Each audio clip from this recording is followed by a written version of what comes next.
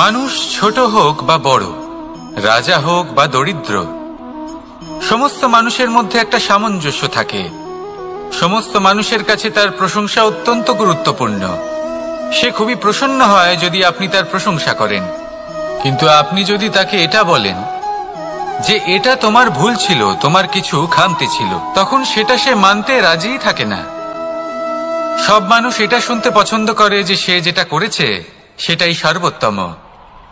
এবার আমি আপনাকে একটা কথা বলি, এ হলো নিন্দা, এ হলো প্রশংসা, আর এই হলো সত্য, যা সবার থেকে উচ্চস্থানীয়। সেই জন্য মানুষ আয়না দেখে। আয়না তাকে তার সৌন্দর্য দেখায় না, তাকে দেখায় যা সত্য, যাতে মানুষ আরো সুন্দর হওয়ার চেষ্টা করতে থাকে। তাই আয়না অত্যন্ত গুরুত্বপূর্ণ সত্যকে জানার জন্য। জীবনে নিন্দুকের মাহাত্ম্য প্রশংসকের মাহাত্ম্যের থেকে অনেক বেশি। কেন? কারণ তারা আপনাকে আপনার খামতি দেখায়, আপনার ভুলগুলো বুঝিয়ে দেয়, আপনাকে একটা সুযোগ দেয় নিজেকে শুধরে নিতে, নিজেকে আরো শ্রেষ্ঠ করে তুলতে, যা প্রশংসক করতে পারে না। তাই জীবনে যদি কখনো নিন্দা করা হয়, তাকে ভালোবেসে গ্রহণ করুন, ধন্যাত্মক রূপে গ্রহণ করুন। যদি নিজেকে কোনো শিক্ষা দেওয়া সম্ভব হয় তাহলে অবশ্যই দিন। দেখবেন মন প্রসন্ন হয়ে বলবে, রাধা রাধা। গুরু, যিনি পথ দেখান, আমাদের জীবনে অত্যন্ত গুরুত্বপূর্ণ, অত্যন্ত আবশ্যক। কিন্তু কিছু মানুষ মনে করেন যে গুরুর কোনো প্রয়োজন নেই, কারণ এই সমগ্র জ্ঞান মানুষের অন্তরেই নিহিত রয়েছে। এবার প্রশ্ন এটাই, যদি সমস্ত জ্ঞান মানুষের অন্তরে নিহিত থাকে তাহলে গুরুর কি প্রয়োজন? আর যারা আজ পর্যন্ত গুরুকে মেনে এসেছেন তারা কি অনুচিত করেছেন? এর উত্তর আমি আপনাকে দেব একটা উদাহরণ দ্বারা। একটা কাঠ যা জ্বলনশীল, জ্বলনের ঊর্জা তার অন্তরে নিহিত রয়েছে, কিন্তু তার জ্বলনের জন্য বাইরে থেকে একটা অনুঘটকের প্রয়োজন হয়। এই অনুঘটকই হলেন আপনার গুরু। উত্তাপ যা একটা কাঠকে জ্বালাতে পারে, সেই উত্তাপ হলো গুরুর প্রচেষ্টা। যদি সেই গুরুই না থাকে, তার প্রচেষ্টাই না থাকে, তাহলে সেই সমস্ত জ্ঞান যা মানুষের অন্তরে নিহিত তা ব্যর্থ হয়ে যাবে। যদি আপনার সাথে আপনার গুরু থাকেন, আপনার পথ প্রদর্শন করেন, আপনার অন্তরের জ্ঞানকে বাইরে নিয়ে আসতে পারেন, তাহলে তাকে সম্মান করুন আর আমার সাথে ভালোবেসে বলুন, রাধা রাধা। মানুষ যখন কোনো শক্তি লাভ করে তখন সে নিজেকে বলশালী মনে করে। শক্তি লাভ করলেই তার মধ্যে অহংকার চলে আসে, অভিমান চলে আসে। তার কারণ হলো সে একটা সহজ কথা বুঝতেই পারে না। এই সব যা হচ্ছে সময়ের জন্য হচ্ছে। সময়ের থেকে বেশি বলশালী আর কেউ নেই। এই সময়ের জন্যই রাবণ ভক্তি দ্বারা কৈলাস পর্বত তুলে নিয়েছিলেন। আবার সেই সময়ের জন্যই, সেই কারণেই রাবণকে বধ হতে হলো। তার সাথে সাথে রাক্ষস কুলও ধ্বংস হয়েছিল এবং লঙ্কাও ভস্ম হয়ে গেছিল। দেখতে গেলে জন্ম থেকে মৃত্যু পর্যন্ত এই যে সময়, সেটাই হলো জীবন। কিন্তু তার মধ্যেও যা সময় আসে কোনো কারণেই আসে। সেই সময় আমরা যাপন করে কিছু শিখতে পারি। তাই আজ যে সময় আপনার হাতের কাছে আছে তাকে মুষ্টিবদ্ধ করে রাখুন, তাকে সামলে রাখুন, তাকে সংযত করে রাখুন, অনুভব করুন, তার থেকে কিছু শিখুন, তাকে কোনোভাবেই ব্যর্থ হতে দেবেন না।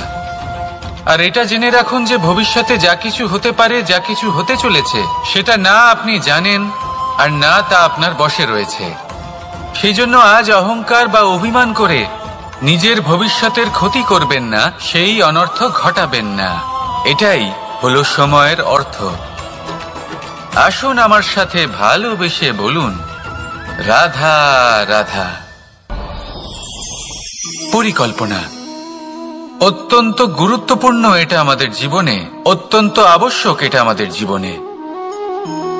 কিন্তু এই পরিকল্পনা ঠিক কতটা হওয়া উচিত, অর্থাৎ এই পরিকল্পনার সম্পর্কে কতটা চিন্তা করা উচিত, কতটা ভবিষ্যতের বিষয়ে চিন্তা করা উচিত।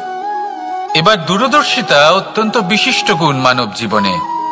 কিন্তু দূরদর্শিতায় এতটাও মগ্ন হওয়া উচিত নয় যে কাছের জিনিসগুলোই নজরে না পড়ে। আজকের কথা বাদ দিয়ে শুধুই ভবিষ্যৎ নিয়ে চিন্তা করা অনুচিত। এবার দেখুন, পরিকল্পনা করুন, কিন্তু তার থেকে বেশি উপভোগ করুন। এই মুহূর্ত সম্পর্কে অবগত নয়, কিন্তু ভবিষ্যতের কথা আমরা চিন্তা করতে থাকি। আমি এটা অনুভব করতে চাই, ওইটা অনুভব করতে চাই, ওই আনন্দ প্রাপ্ত করতে চাই। এটা অনুচিত। পরিকল্পনা করুন, সংযত করুন, কিন্তু আজকে, বর্তমানকে, এই মুহূর্তকে, জীবনের বাস্তবিক আনন্দ এটা, আর জীবনযাপনের সব থেকে শ্রেষ্ঠ পথও এটা। আসুন আমার সাথে ভালোবেসে বলুন, রাধা রাধা। বিপদ আপদ আপনাকে সন্ত্রস্ত করে রাখতে পারে, কিন্তু এই বিপদ প্রত্যেকের জীবনে কোনো না কোনো কারণে থাকে। এটা আপনাকে দেখায় যে আপনার মধ্যে কি খামতি রয়েছে, কেন রয়েছে। এই বিপদ হলো সেই মাধ্যম যার দ্বারা আপনি নিজের দুর্বলতাকে নিজের শক্তিতে পরিবর্তন করতে পারেন। একটা ফুলের দিকে তাকান। একটা ফুল, তার বুকে যখন একটা সূচ বিঁধে এপার ওপার হয়ে যায়, শুধু তখনই আমাদের প্রভুর জন্য ফুলের মালা তৈরি করা যায়। সেই জন্য কখনোই বিপদকে ভয় পাবেন না, তার থেকে দূরে পালাবেন না, একে স্বাগত জানান। বোঝার চেষ্টা করুন এই বিপদ কেন আছে। যদি বিপদকে বুঝতে পারেন তবেই জীবনকে বুঝতে পারবেন। যদি জীবনকে বুঝতে পারেন তবে এই বিপদকে সম্পদে পরিণত করতে পারবেন। আসুন আর আমার সাথে ভালোবেসে বলুন, রাধা রাধা। কখনো কখনো মনে এই ভাবনা আসতেই পারে যে ঈশ্বর আজ পর্যন্ত এত রূপে অবতীর্ণ হয়েছেন, এতবার এই পৃথিবীতে এসেছেন, তারপরেও এই সংসারে কোথাও না কোথাও এই পাপ বসবাস করে। এটার কারণ কি? এটার কারণ আমরা স্বয়ংই। যখন কোনো ব্যক্তি এই পৃথিবীর পথপ্রদর্শন করে, এই সংসারকে উচিত দিশা দেখায়, এই সংসারের মঙ্গল করে, আমরা সেই ব্যক্তিকে মানুষ থেকে ঈশ্বর বানিয়ে ফেলি। সেই ব্যক্তির পতন স্বয়ং আমাদের হাতেই হয়ে যায়, কারণ সেই ব্যক্তি তার শ্বাস প্রশ্বাসের জন্য হয় না। সেই ব্যক্তি হলো সেই ভাবনা যা সে এই সংসারকে প্রদান করেছে। আমরা সেই ব্যক্তির ভাবনাটারই অন্ত করে দিই। এটা উচিত নয়। আমরা ওনাকে প্রভু মেনে নিই। প্রভু মানার পর আমরা ওনার কাছে প্রার্থনা করি, হে প্রভু আমাদের সাহায্য করুন। যদি উনি প্রভুও হন, তাও উনি পৃথিবীতে এসেছেন মনুষ্য রূপে। যা কর্ম করেছেন, যা শক্তি প্রাপ্ত করেছেন, এই দেহ থেকেই প্রাপ্ত করেছেন। আপনাদের এটা বোঝানোর জন্য যে এই কাজ আপনিও করতে পারেন। যারা সৎ আত্মা থাকেন তাদের জন্য সর্বশ্রেষ্ঠ শ্রদ্ধাঞ্জলি হলো এটাই যে আপনি তাদের পদচিহ্ন অনুসরণ করে চলুন। না ওনাদের স্মরণে থাকুন, না পুষ্পের মালা ওনাদের চরণে রাখুন, বরং তাদের ভাবনাকে অনুসরণ করে সেই ভাবনা নিয়ে এগিয়ে চলুন। এটা না শুধু আপনার জন্য, বরং সমগ্র সংসারের জন্য লাভদায়ক। তাহলে এটাই করুন আর আমার সাথে ভালোবেসে বলুন, রাধা রাধা। যখন কঠোর রোদে আমাদের শরীর উত্তপ্ত হয়ে যায়, আমরা গরম অনুভব করি, তখনই যদি বর্ষা হয় আর বৃষ্টির জলের ফোঁটা আমাদের শরীরে এসে পড়ে, তখন কেমন অনুভূতি হয়? বর্ষার এই জলের ফোঁটা যখন ধরিত্রীতে পড়ে, তখন যে নাদ উৎপন্ন হয়, মনে হয় যেন এক সঙ্গীত। এমন এক সঙ্গীত যা স্থিরতার সাথে আমাদের বুঝিয়ে দেয় যে এই সূর্যের উত্তাপ, এই রোদ, তা চিরকালের জন্য থাকবে না। সূর্যের কিরণের যতই তেজ থাকুক, যখন বর্ষা আসবে এই রোদের কিরণকে শীতল করবে। সূর্যের তেজ যতই বেশি হোক না কেন, কখনো না কখনো কালো মেঘ আসবে আর সূর্যকে ঢেকে দেবে। অর্থাৎ এই প্রকৃতি আমাদের শিক্ষা দেয় যে কারোর প্রকাশ, যে কারোর মেধা চিরকাল টিকে থাকে না। এবার যদি কথা বলি অন্ধকারের বিষয়ে, তবে রাত্রির কালো অন্ধকারকে একটা জোনাকির আলো পরাজিত করে। অর্থাৎ অন্ধকারও চিরকালের জন্য বজায় থাকে না। এটা কি আমরা বুঝলাম? তবে আপনাদের দুটো সহজ প্রশ্ন করব। জীবনে যখন কিছুই আপনাদের সাথে চিরকাল থাকবে না, তাহলে অহংকার কি নিয়ে? আর জীবনে যদি প্রত্যেক দুঃখ, বিপদ, সমস্যা একটা সময় পর আপনাকে ছেড়ে চলে যায়, তাহলে পরাজয় মানবেন কেন? এই দুশ্চিন্তা ত্যাগ করুন, এই অহংকার ত্যাগ করুন, আসক্তি ত্যাগ করুন, আর আমার সাথে ভালোবেসে বলুন, রাধা রাধা। ভোজন। এই সংসারে যেই হোক না কেন, কোনো মানুষ হোক, কোনো প্রাণী হোক, কোনো কীট হোক বা কোনো বনস্পতি হোক, প্রত্যেকের জন্য ভোজন অতি আবশ্যক। কারণ ভোজন থেকেই শক্তি পাওয়া যায়, আর সেই শক্তি দিয়েই সংসারের, আমাদের জীবনের সমস্ত কার্য করা যায়। এবার এমন এক ধরনের শক্তি হয় যা শীতের ঋতুতে সূর্য থেকে আমরা পেয়ে থাকি, আর আরেক ধরনের উত্তাপ হয় যা দিয়ে ভোজন রান্না করা হয়, সুস্বাদু নানান ধরনের ভোজন। এবার অত্যন্ত গুরুত্বপূর্ণ হলো যে ব্যক্তি সেই ভোজন বানাচ্ছেন তার মানসিক পরিস্থিতি, এবং সেই ব্যক্তি যিনি ভোজন গ্রহণ করছেন তার মানসিক অবস্থা। যখনই আপনি ভোজন বানাচ্ছেন তখন ভালোবাসার সাথে কাজটা করুন, ধন্যাত্মক ভাব নিয়ে, সৎ ভাবনার সাথে। কারণ আপনার এই মানসিক স্থিতি শক্তির আকারে সেই খাদ্যের সাথে মিলে মিশে যায়। আর যখনই আপনি ভোজন গ্রহণ করছেন তখন সদ্ভাবনার সাথে, প্রসন্নতার সাথে গ্রহণ করুন, ধন্যাত্মক ভাব নিয়ে। যদি আপনি প্রসন্নতার সাথে রান্না করেন, প্রসন্নতার সাথে খাদ্য গ্রহণ করেন, তাহলে আপনি প্রসন্নই থাকবেন, আর মন সুপ্রসন্ন হয়েই বলবে, রাধা রাধা। কখনো কোনো চাতক পাখিকে দেখেছেন? কথায় আছে যে বছরে মাত্র একবার সে তার তৃষ্ণা মিটিয়ে থাকে, আর তাও আকাশে ভেসে থাকা মেঘের দ্বারা ঘটানো বৃষ্টির জলের ফোঁটা থেকে। আর কোথাও থেকে সে তার তৃষ্ণা পূরণ করে না। সারা বছর সে নিদারুণ গরম সহ্য করে, তীব্র শীতও সহ্য করে, শুধু এই আশা নিয়ে যে বছরে একবার অন্তত সেই মেঘের ঘন ঘটা হবে, বৃষ্টি হবে, আর সে তার তৃষ্ণা নিবারণ করবে। এটা আসলে কি? এটা আসলে বিশ্বাস। সেই বিশ্বাস যে বছরে একবার সেই মেঘ আসবে তৃষ্ণা নিবারণ করতে। যেমন দেখুন, একটা সূর্যমুখী ফুল সারা রাত অন্ধকারের সাথে যুদ্ধ করে, কারণ তার বিশ্বাস যে ভোরবেলায় সূর্য তাকে অবশ্যই দর্শন দেবেন। সেটাও বিশ্বাস ছিল যার উপর ভরসা করে মনু একটা নৌকা নিয়ে বেরিয়ে পড়েছিলেন এবং সমস্ত সৃষ্টিকে প্রলয়ের হাত থেকে বাঁচিয়েছিলেন। সেটাও ছিল ভালোবাসার প্রতি বিশ্বাস, যার উপর ভরসা করে বানর এবং ভাল্লুক সেনা নিয়ে শ্রীরাম আক্রমণ করেছিলেন সমস্ত বরদানপ্রাপ্ত অসুরগণ এবং রাক্ষসগণের লঙ্কায়, এবং জয় লাভ করেছিলেন। এই বিশ্বাসই হল এই বিশ্বের আশা। বিশ্বাস রাখুন যে আপনি হলেন সর্বশ্রেষ্ঠ এবং শুধুই নিজের কর্ম করতে থাকুন। এই বিশ্বাসের আশাই আপনাকে প্রতি মুহূর্তে বল প্রদান করবে। এ হলো আমার বিশ্বাস। আসুন আর আমার সাথে ভালোবেসে বলুন, রাধা রাধা। সৌন্দর্য। মানুষ নিজের সৌন্দর্যের বিষয়ে কতটা ভাবে, চায় যে সে সব থেকে বেশি রূপবান হবে, সব থেকে বেশি সুন্দর হবে। কিন্তু সৌন্দর্যের পরিভাষা কি তা কি সে জানে? কোনো মাকে জিজ্ঞেস করুন, ওনার জন্য সৌন্দর্যের পরিভাষা ওনার সন্তান। কোনো ভক্তকে জিজ্ঞেস করুন, ওনার জন্য সৌন্দর্যের পরিভাষা ওনার ভগবান। শ্রীরামকে জিজ্ঞেস করুন, ওনার জন্য সৌন্দর্যের পরিভাষা হলো হনুমান।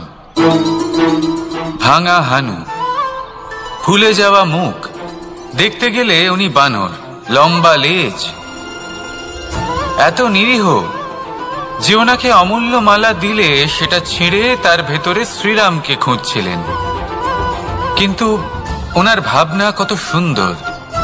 উনি এটা বিশ্বাস করেন যে সংসারের যতই মূল্যবান জিনিস দিয়ে এই মালা তৈরি করা হোক না কেন, যদি এর মধ্যে শ্রীরাম না থাকেন তাহলে এর মধ্যে কোনো অর্থ নেই। সৌন্দর্য রূপে নয়, ভাবনায় নিহিত থাকে। যদি আপনি সৌন্দর্য প্রাপ্ত করতে চান তাহলে তা কর্মে নিয়ে আসুন, ভাবনায় এবং বিচারে নিয়ে আসুন। এই সৌন্দর্য আপনার সাথেই থাকবে। যদি আপনি সৌন্দর্যকে রূপের মধ্যে খোঁজেন তাহলে কিছুক্ষণের জন্য পাবেন, সেই সৌন্দর্য সময়ের সাথে হারিয়ে যাবে। সৌন্দর্য যদি পেতে চান, খুঁজতেই চান, তাহলে হৃদয় খুঁজুন, কর্মে খুঁজুন। মন প্রসন্ন হয়ে বলবে রাধা রাধা। ব্যায়াম, এই শব্দ আমরা সকলে শুনেছি, আর এটা সারা জীবন আমাদের সাথেই থাকে কোনো না কোনো রূপে। যখন আমরা জন্মগ্রহণ করি, চলতে শিখি, প্রথমে আমরা হামাগুড়ি দিয়ে চলি, পরে চলতে চেষ্টা করি কিন্তু পড়ে যাই। তখন আমাদের বাড়ির গুরুজনেরা আমাদের আটকান না। ওনারা মনে করেন এইভাবেই আমাদের সন্তান চলতে শিখবে, এইভাবেই তার পা আরো মজবুত হবে, যা অত্যন্ত গুরুত্বপূর্ণ। এইবার জীবনকালে যতই আমরা এগোতে থাকি, এই ব্যায়াম বিভিন্ন রূপে আমাদের সাথেই থাকে। কিন্তু আপনি কি জানেন যে এই ব্যায়ামের তাৎপর্য আসলে কি? আপনি কি জানেন এই ব্যায়ামের মর্ম আসলে কি? যখনই আমরা এই ব্যায়াম করি, আমাদের শরীরের মাংসপেশি ক্ষয় হয়। প্রথমে তা ক্ষয় হয়, তারপর আবার তা নির্মিত হয়। আরো শ্রেষ্ঠ, আরো শক্তিশালী মাংসপেশি আমরা লাভ করি। অর্থাৎ এই ব্যায়াম হলো সৃজনের বিজ্ঞান। এই ব্যায়াম আমাদের জন্য অত্যন্ত আবশ্যক। সেই জন্য জীবনে যখনই কোনো কিছু নষ্ট হয়ে যায়, চলে যায়, তখন হতাশ হয়ে পড়বেন না, তাকে পুনর্নির্মাণ করার চেষ্টা করবেন। আর এই শিক্ষা আমরা লাভ করি পাখিদের থেকে। যখনই বর্ষা হয়, ঝড় আসে, যখন পাখির বাসা ভেঙে চুরমার হয়ে যায়, তারা হার মেনে নেয় না। সে আবার অল্প অল্প করে সব খুঁজে একত্রিত করে আবার নিজের বাসা বানিয়ে তোলে, পুনরায় এক জীবনকে জন্ম দেয়, এক নতুন পরিবারকে জন্ম দেয়। তাই মনে রাখবেন, জীবনে এইভাবেই যদি আপনি নির্মাণ করতে চান, সৃজন করতে চান, তাহলে সেই নির্মাণের জন্য ভাঙনের অভিজ্ঞতা থাকা অত্যন্ত আবশ্যক। ভগ্ন বস্তুকেও সম্মান করা অত্যন্ত আবশ্যক। এই আচরণ মনে নিয়ে আসুন। মন প্রসন্ন হয়ে বলবে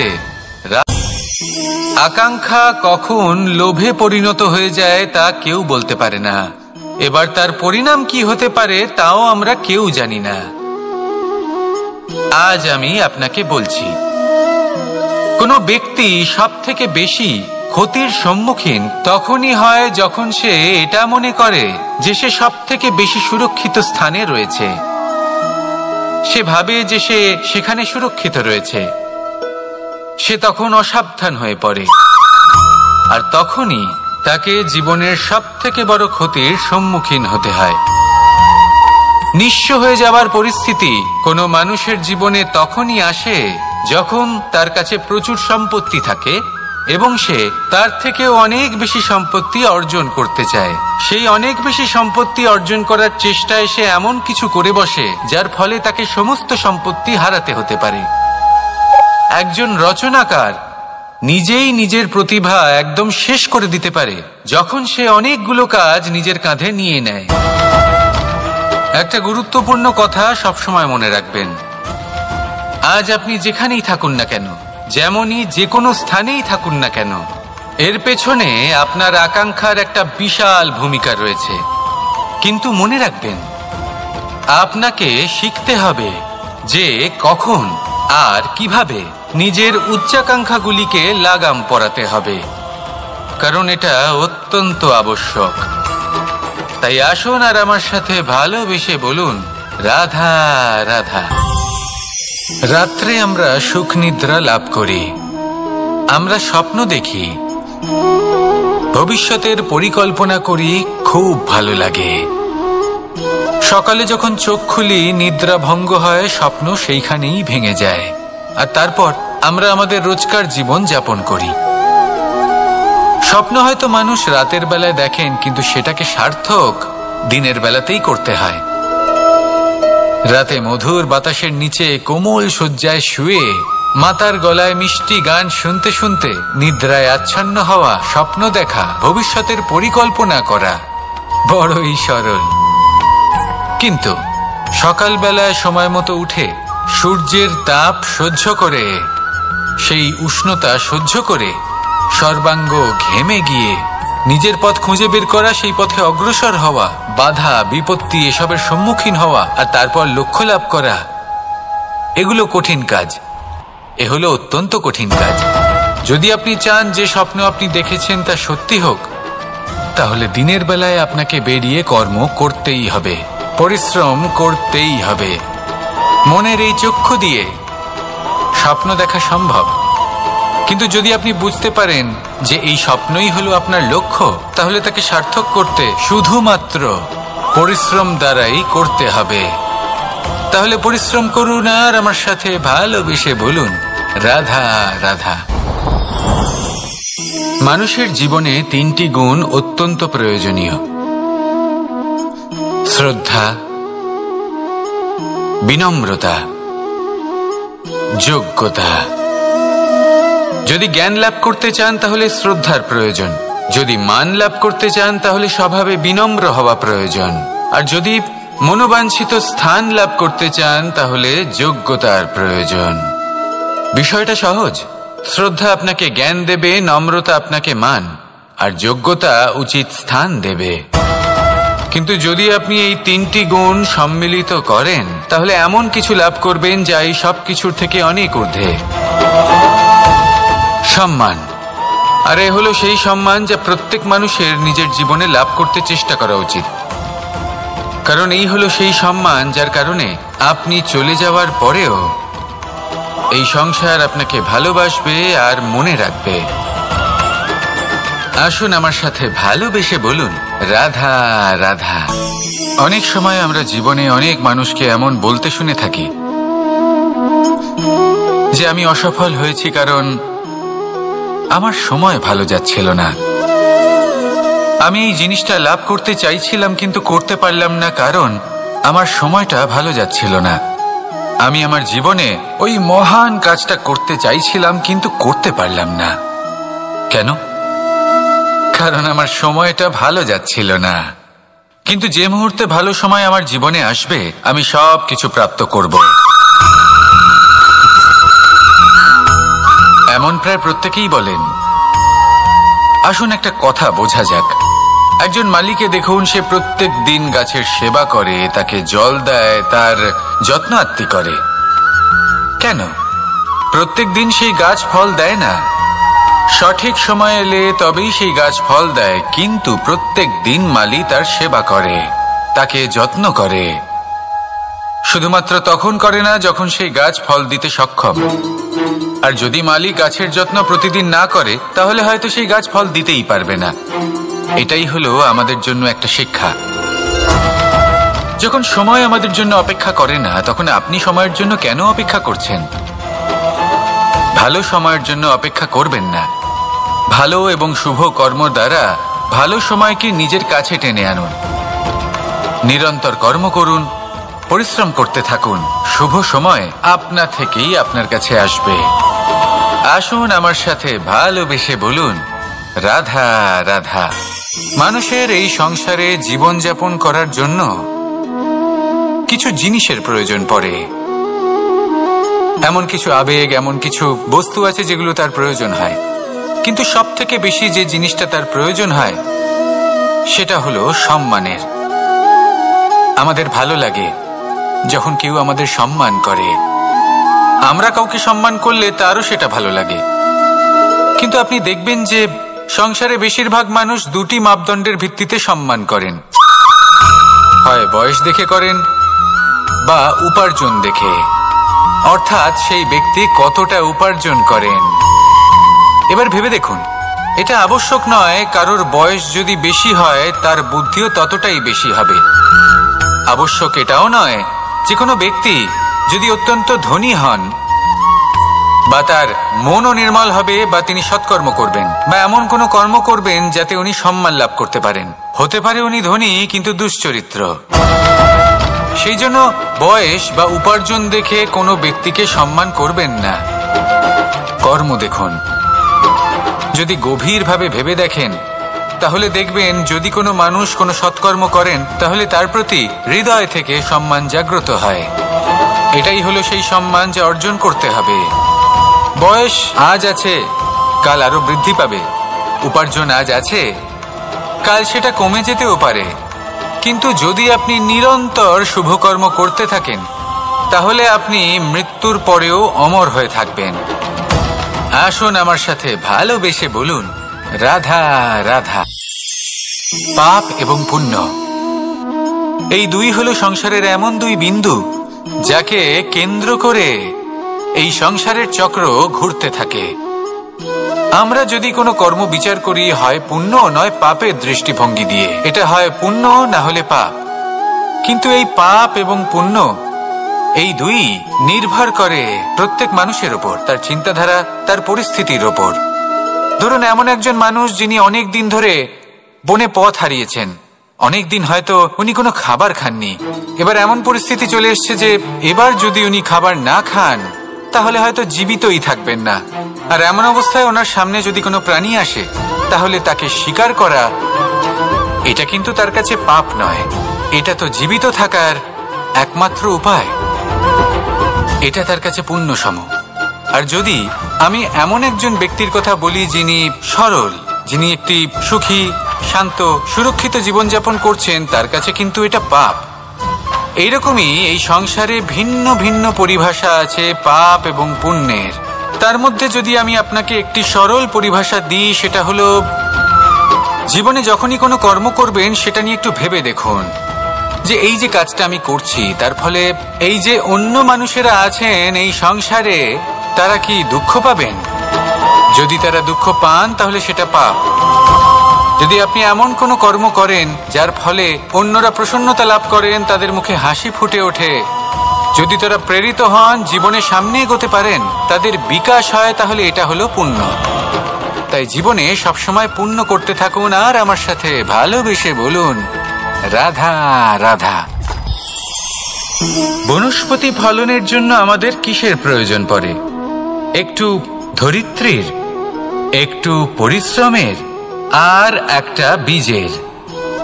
এবার যদি মানুষের কথা বলি তাহলে এখানে ধরিত্রী হলো মানুষের এই জীবন, যেখানে মানুষ নিজের ইচ্ছের ফল ফুল ফলন করতে চায়।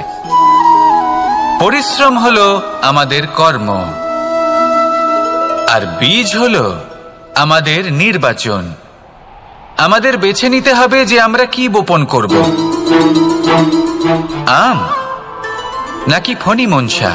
এর মধ্যে আমরা কি পেতে চাই?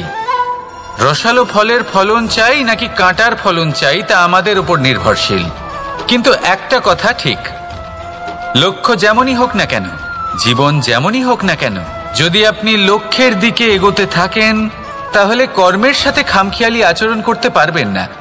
যদি আপনি এমন করেন তাহলে এটা আপনাকে একটা অনুচিত লক্ষ্যে পৌঁছে দেবে, সেটা কিন্তু নিশ্চিত। সবসময় এটা মনে রাখবেন, কর্মের সাথে খামখেয়ালি হবেন অর্থাৎ কর্মফলও আপনার সাথে খামখেয়ালি হবে। তাহলে নিষ্ঠার সাথে কর্ম করতে থাকুন আর নিজের লক্ষ্যকে প্রাপ্ত করুন। আর আমার সাথে ভালোবেসে বলুন, রাধা রাধা। অগ্নি চতুর্থ তত্ত্ব, সব থেকে বেশি গুরুত্বপূর্ণ কিন্তু তার থেকেও বেশি ভয়াবহ।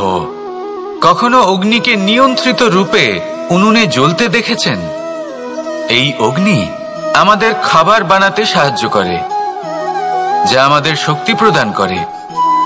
কিন্তু এই অগ্নি যখন বিচলিত হয়ে, অনিয়ন্ত্রিত হয়ে কোনো বনের আগুন হয়ে ওঠে, তখন মহা বিনাশ ঘটে যায়। আপনারই অন্তরের ঊর্জা হলো এই অগ্নি। এটা আপনার শক্তিও, আপনার ক্রোধ। একে ব্যবহার কিভাবে করবেন তা আপনারই হাতে। যদি কোনো ব্যক্তি নিজের অন্তরের এই ঊর্জাকে ব্যবহার করেন শক্তির রূপে, তাহলে সে বিকাশ ঘটাতে পারে, নির্মাণ ঘটাতে পারে। কিন্তু যদি কোনো ব্যক্তি তার অন্তরের ঊর্জাকে বিধ্বংসী অস্ত্র বানিয়ে ফেলেন, তাহলে নিশ্চিত রূপে মহা বিনাশ ঘটতে পারে, যাতে বিনাশ তারও অবশ্যই হবে। অনেক বছর পূর্বে এমনই এক আগুনের দ্বারা এই সুন্দর পৃথিবীর নির্মাণ হয়েছিল, আর অনেক বছর পূর্বে এমন এক আগুনেই সমস্ত জীব এবং সংসার বিলুপ্ত হয়ে গেছিল। এবার আপনি আপনার অন্তরের ঊর্জা দ্বারা বিনাশ ঘটাতে চান নাকি নির্মাণ ঘটাতে চান, সেই সিদ্ধান্ত আপনারই। আসুন আমার সাথে ভালোবেসে বলুন, রাধা রাধা। কখনো কখনো এমন হয়, আমরা আমাদের বাড়ির উঠোনে বীজ বপন করি, আর তা বিকশিত হয় একটা সুন্দর বৃক্ষে। তার শাখাগুলি প্রতিবেশীর বাড়ি পর্যন্ত পৌঁছয়। ফলের বর্ষণ প্রতিবেশীর বাড়িতেও হয়ে থাকে, আর আমরা ভাবি গাছ আমরা উৎপন্ন করব আর ফল খাবেন আপনারা। এই কেমন কথা হলো? আপনাকে এই কথা বুঝতে হবে যে এসব হলো ভৌতিক বস্তু, সাংসারিক বস্তু। কখনো নিজের বাড়ির বাগানে ভালোবাসার গাছ বপন করে দেখুন, তার শাখাও প্রতিবেশীর বাড়ি পর্যন্ত পৌঁছবে, ফলের বর্ষণ সেখানেও হবে। কিন্তু সেই ফল চাইতে আপনাকে যেতে হবে না, সেই ফল দ্বিগুণ মাত্রায় আবার আপনার কাছেই ফিরে আসবে। তাই নিজের বাড়িতে আর নিজের মনে ভালোবাসার গাছ উৎপন্ন করুন। এই জীবন প্রসন্ন হয়ে বলবে, রাধা রাধা। অ দিয়ে অন্ত, আ দিয়ে আরম্ভ, এই দুইয়েরই রাশি সমান। যদি আপনি মন দিয়ে দেখেন তবে দেখবেন এদের সম্পর্ক খুবই নিবিড়। কিভাবে? যখন কোনো কিছু শুরু হয়, এটা নিশ্চিত হয়ে যায় যে তা সমাপ্তও হবে। আরম্ভই যদি না হয়, তা সমাপ্তও হবে না। যা আরম্ভ হয়েছে তার সমাপ্তি হলো অবশ্যম্ভাবী। এটাই হলো প্রকৃতির নিয়ম, একে এড়ানো যায় না। এবার এই কথা আমরা সকলে জানি। এবার মানুষ কি ভাবে যে সমাপ্তির পরে কি হতে পারে, এর উত্তর তাদের কাছে নেই। তাদের উচিত অন্য কোনো বিষয় ভাবা যা বেশি গুরুত্বপূর্ণ। এবার মানুষ এটা জানে না যে মৃত্যুর পরে কি হতে পারে, কিন্তু এই কথা অবশ্যই জানে যে জন্ম থেকে মৃত্যু পর্যন্ত এই সময়, যাকে আমরা জীবন বলে থাকি, এই সময় আমরা কর্ম করতে পারি। এই কথা তো আমরা জানি। তাহলে এমন কি কর্ম করা যেতে পারে যা আমাদের সমাপ্তির পরও আমাদের প্রাসঙ্গিক করে রাখতে পারে, এই বিষয়ে ভাবা উচিত। যে জন্মগ্রহণ করেছে তার মৃত্যু হবেই, এটা সাধারণ বিষয়। কিন্তু ইতিহাস আজও সেই সকল মানুষজনকে স্মরণ করেন যাদের এই সংসার তাদের মৃত্যু নয়, বরং তাদের জীবনকালে যে কর্ম তারা করেছেন তার দ্বারা মনে রাখেন। সেই কর্মের কারণে এই সংসারে তাদের নাম, তাদের কর্ম, তাদের ব্যক্তিত্ব, তাদের কীর্তি অমর হয়ে থাকে এবং থাকবে। আপনার কাছে এতটা সময় নেই যতটা আপনার মনে হচ্ছে আপনার কাছে আছে। সেই জন্য যত শীঘ্র সম্ভব শ্রেষ্ঠ কর্ম করুন, যতটা পারবেন ততটা অধিক সুকর্ম করুন। এই সংসারে নিজেকে অমর করে তুলুন আপনার মৃত্যুর পরেও। আর আমার সাথে ভালোবেসে বলুন, রাধা রাধা। ওমা, এ কি? আমি কখন থেকে এখানে অপেক্ষা করছি, হাত পেতে দাঁড়িয়ে রয়েছি যাতে একটা ফল আমার হাতে এসে পড়ে এবং সেটা আমি খেতে পারি। কখন থেকে অপেক্ষা করছি, কিন্তু সেটা হচ্ছেই না। এবার আপনি বলবেন যে এসব কি বলছি, এ কি অদ্ভুত কথা বলছি। যদি ফল খেতে হয় তাহলে আমাকে বৃক্ষে চড়তে হবে, ফলের কাছে পৌঁছতে হবে, তবেই তো ফল পাবো। এবার এটা অত্যন্ত সহজ ব্যাপার, কিন্তু এই বিষয়টা আপনি নিজের জীবনের প্রসঙ্গে ভেবে দেখুন। লক্ষ্য কোথায় আছে আপনি জানেন, সেই লক্ষ্যে পৌঁছানোর পথ কি সেটাও আপনি জানেন, সেই পথে চলার ক্ষমতাও আপনার রয়েছে, কিন্তু তাও আপনি নিজের লক্ষ্য লাভ করতে পারছেন না। কেন? কারণ আপনি অপেক্ষা করছেন যে লক্ষ্য আপনার সামনে চলে আসবে, কিন্তু তা হয় না। লক্ষ্য সে যাই হোক না কেন, ধন হোক, প্রেম হোক, কোনো সম্মান হোক বা মোক্ষ হোক, যদি আপনি তার দিকে অগ্রসর না হন তাহলে ফল প্রাপ্তি অসম্ভব ব্যাপার, তা কোনোদিনই হবে না। সেই জন্য আপনার চোখের সামনে আপনি যদি নিজের লক্ষ্যকে দেখতে পান তাহলে উঠুন এবং সেই দিকে অগ্রসর হতে শুরু করুন। নিজের অন্তরের সকল অশুভ গুণ দূর করুন, অলসতা ত্যাগ করুন, অজ্ঞানতা ত্যাগ করে দিন এবং চলতে থাকুন। অবশ্যই মনোবাঞ্ছিত ফল লাভ করতে পারবেন। মনে রাখবেন, চলতে থাকলে তবেই লক্ষ্য প্রাপ্তি হবে। অপেক্ষার দ্বারা শুধুমাত্র মৃত্যু লাভ হবে। আসুন আমার সাথে ভালোবেসে বলুন, রাধা রাধা। পাখি কখন জন্ম নেয়, কখন উড়তে শেখে, কখন বাসা বানাতে শেখে, কখন নিজের মৃত্যু লাভ করে, এসব আমাদের মধ্যে কেউ জানি না। কিন্তু পাখি একটা কথা খুব ভালো করে জানে, যে এই সংসারে ও যা কিছুই করুক না কেন, এই সংসারের ওকে নিয়ে কিচ্ছু যায় আসে না। এবার আমরা কি করি? কোনো কাজ করার আগে আমরা এটা ভাবি যে এই সংসার যদি আমাকে দেখে ফেলে তাহলে কে জানে এই সংসার কি ভাববে, আমার প্রতিচ্ছবি কেমন তৈরি হবে কে জানে, কে জানে কি হবে আদি ইত্যাদি। এই সব ভাবনায় আমরা মগ্ন হয়ে যাই। কিছুটা এমন ভাবে মগ্ন হই যে বর্তমানের কর্মের এই জীবনের যাত্রাপথে সেই সময়ের আনন্দ উপভোগ করতে ভুলে যাই। এবার দেখুন একটা পাখি কি করে, ওর কর্ম হলো গান গেয়ে চলা। ওই পাখি গেয়ে চলে, কেউ ওর গান শুনুক বা না শুনুক, কেউ আদৌ শুনছে কিনা সেই বিষয়টা নিয়ে সেই পাখির কিছুই যায় আসে না। সেই পাখি নিজের কর্ম করতে থাকে। হয়তো সেই জন্যই আপনি কখনো কোনো পাখিকে কাঁদতে দেখবেন না। এরকমই আপনাকে নিজেকে গড়ে তুলতে হবে। প্রথমে নিজেকে জিজ্ঞেস করুন, এই যে কর্ম আমি করতে চলেছি সেটা কি উচিত?